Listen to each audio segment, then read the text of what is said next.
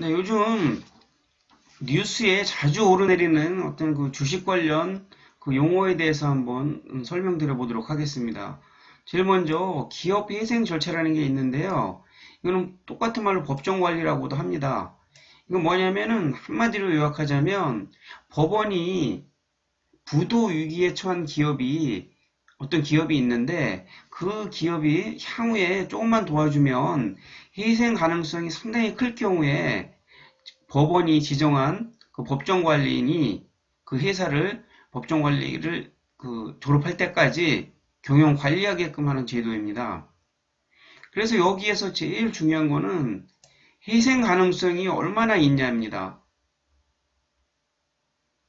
그러니까 이 법정관리 중에는 모든 채권과 채무가 동결되는데 그렇게 그 채권자의 그 희생을 요구하면서까지 이걸 도와주는 거는 이 회사가 희생 가능성이 상당히 커서 조금만 도와주면 얼마든지 다시 그 재기할 수 있을 때 이럴 때 그 실행하는 제도입니다. 중요한 거는 희생 가능성입니다.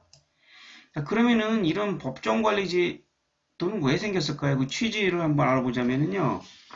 조금 전에 말씀드렸어요. 이거를 법정관리를 개시하는 결정을 내리면 모든 채권 채무는 동결됩니다.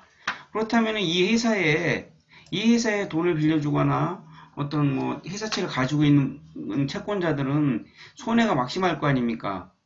근데도 이거를 결정하는 이유는 기업을 파산시키는 것보다 이제 당장은 그 채권자들도 좀 이제 동결되니까 돈도 당장 못 받고 하니까 좀 피해가 있을 수는 있지만 장기적으로는 이 회사가 법정 관리를 이제 잘 해가지고 이제 그 과정을 잘 이겨내서 이 법정 관리를 그 탈피하게 되면 그 채권자는 물론이고 그 기업 경영자는 뭐 당연한 거고 국민 경제 전반에 도움이 되는 거예요.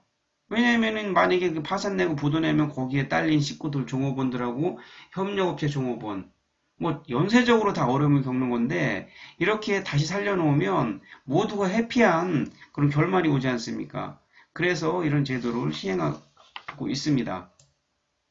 자, 그러면은 이제 법정 관리는 왜 해야 되고 그 결과는 어떻고 그 취지는 어떻다 말씀드렸는데 이제 우리 같이 주식 투자하는 사람들은 제일 궁금한 게 내가 가진 주식이 만약에 법정 관리에 들어가면 어떻게 되는 걸까?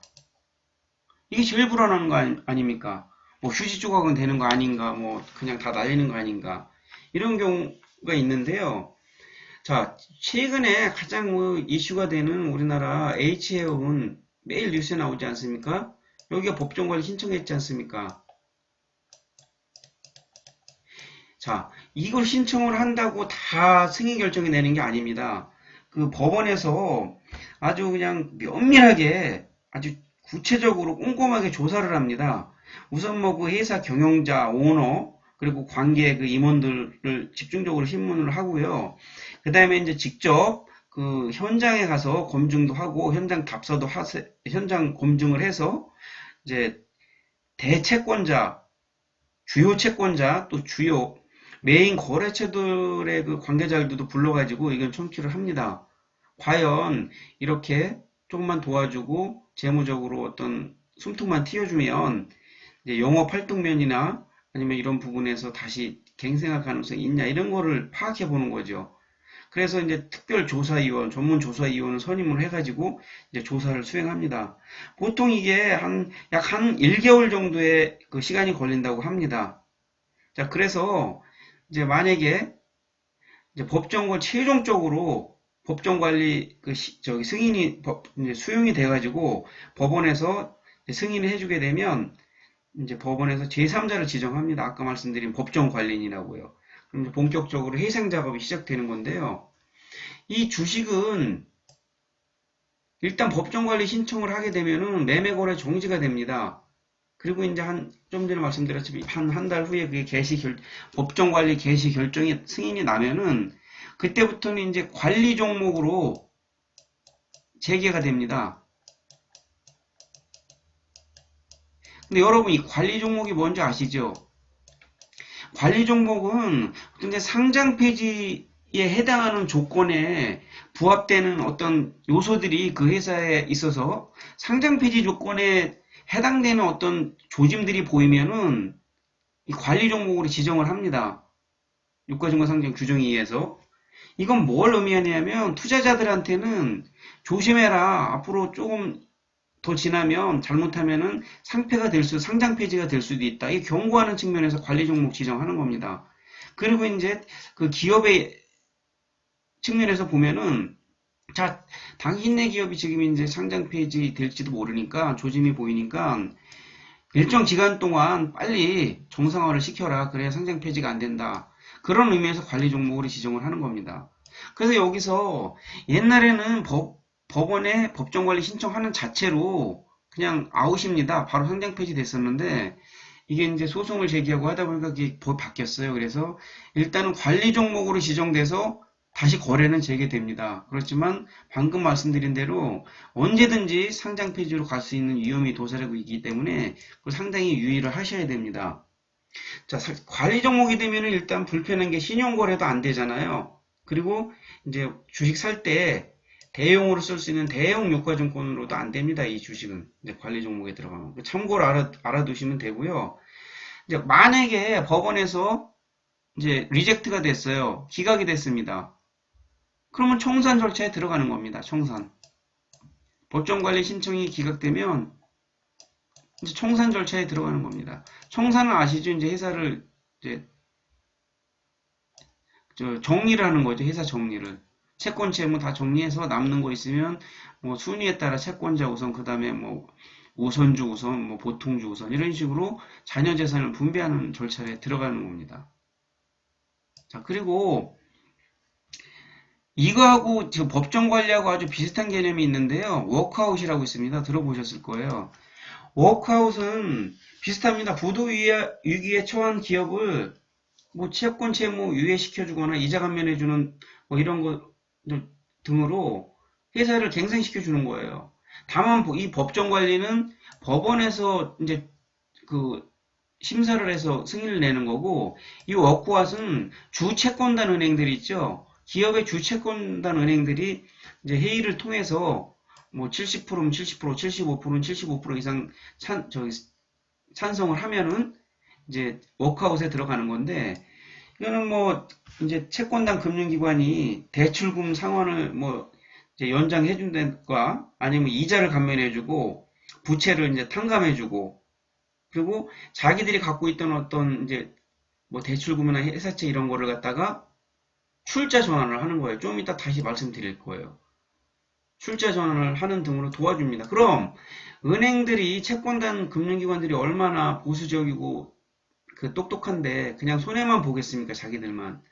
이거를 게시하기 전에 뉴스 같은 데서도 신문에서 많이 보셨을 거예요. 당연히 대주주 그 오너들한테 먼저 고통분담을 요청합니다.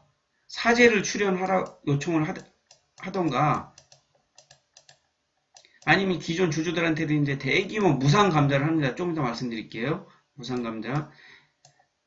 사죄를 출연하라고 하면 사죄 출연하는 게 뭡니까?